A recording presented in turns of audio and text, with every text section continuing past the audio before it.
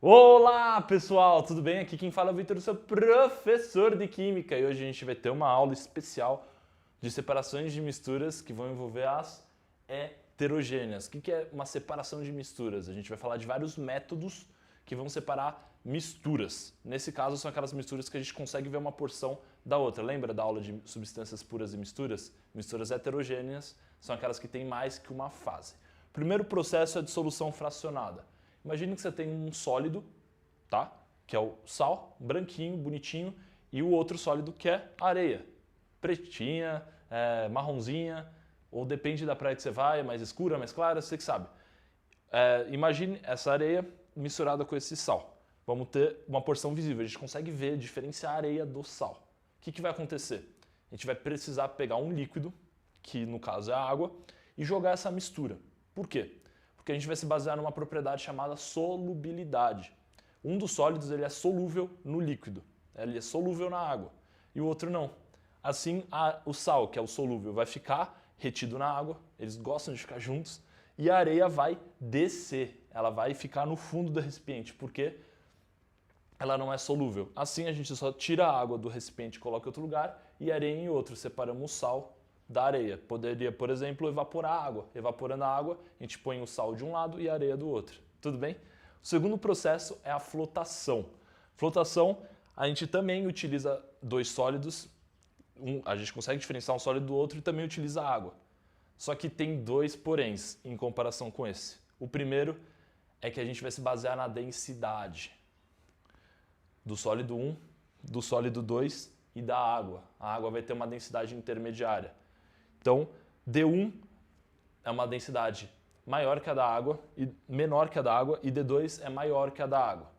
E a segunda coisa que é bom frisar aqui, que a gente não utiliza mais a solubilidade, ou seja, os dois sólidos precisam ser insolúveis em água. Por que isso? Porque a água, tendo densidade intermediária, vai fazer com que um sólido boie e o outro desça. Então é muito fácil a gente separar o sólido que boiou do sólido que ficou no fundo do recipiente. Veja esse vídeo. Aqui foi a menina pegando serragem e areia.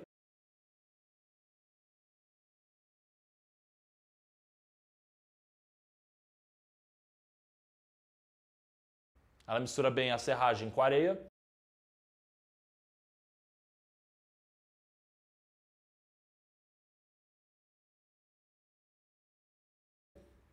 E adicionar a água.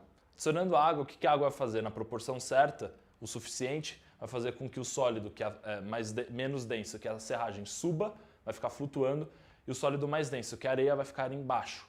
Assim vai ficar muito fácil, futuramente, separar a serragem da areia.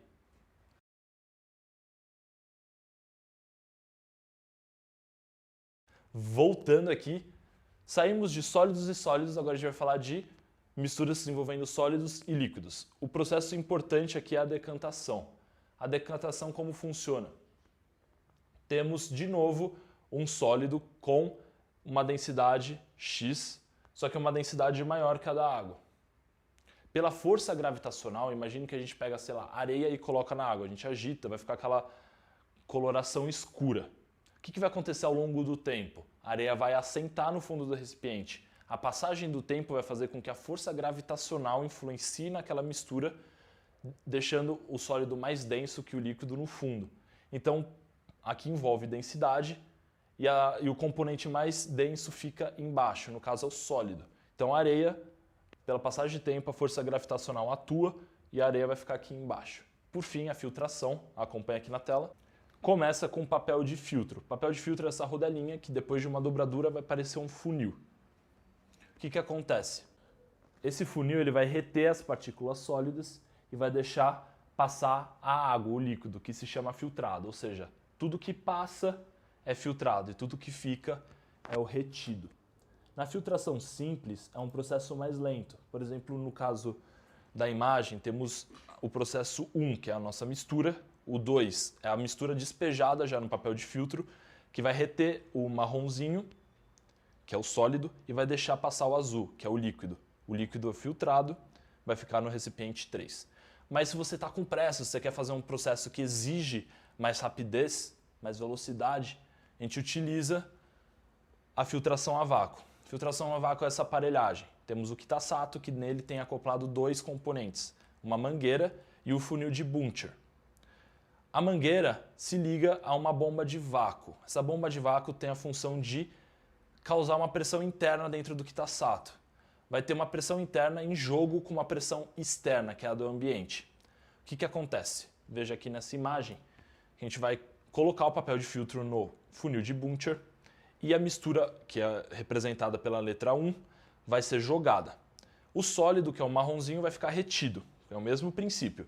Só que pela diferença de pressão, a pressão externa sendo maior que a pressão interna, vai forçar a passagem do filtrado mais rápido para dentro do Kitasato. Ou seja, digamos que todo o líquido vai ser chupado mais rápido para dentro do Kitasato. Dessa forma, vai ficar o líquido lá dentro e o sólido retido no papel de filtro que está no funil de Buncher. Voltando aqui, por fim, para acabar rapidinho, temos a decantação, que vai utilizar agora dois líquidos diferentes. A gente consegue ver um líquido do outro. O líquido mais denso fica no fundo, que é a água, e o menos denso, que é o óleo, fica em cima. Essa aparelhagem toda se chama funil de bromo. O que acontece no funil de bromo? Ele tem essa torneira. Olha a jogada. Como é uma decantação, pela força gravitacional, o líquido mais denso vai ficar embaixo. A gente abrindo a torneira vai deixar passar toda a água. Só que existe um limite.